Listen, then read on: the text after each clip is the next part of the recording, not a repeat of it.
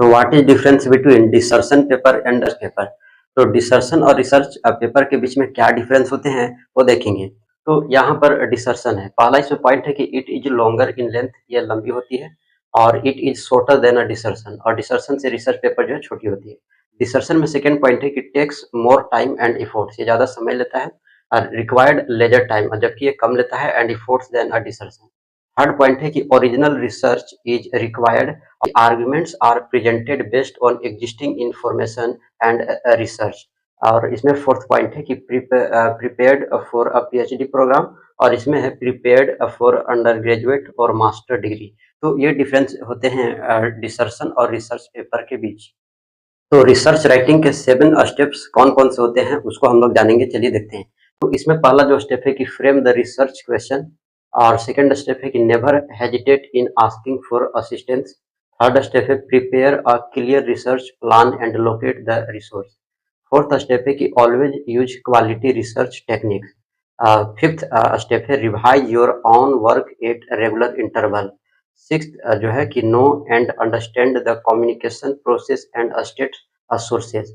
Seven step है critical assessment of sources. तो ये रहे रिसर्च राइटिंग के 7 स्टेप्स।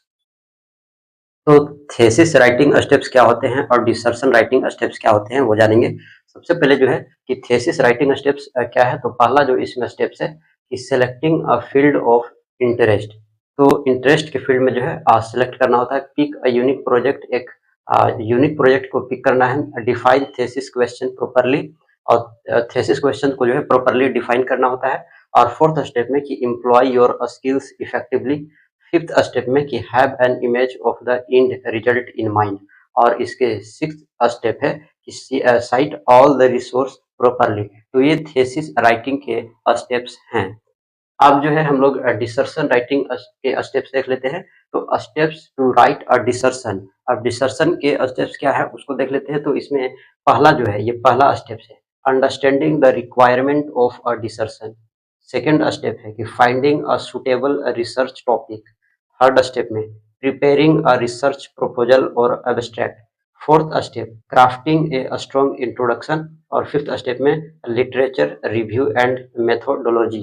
तो ये है। उसके बाद अंतिम step carrying out research and presenting and finding. तो ये रहे इसके स्टेप्स।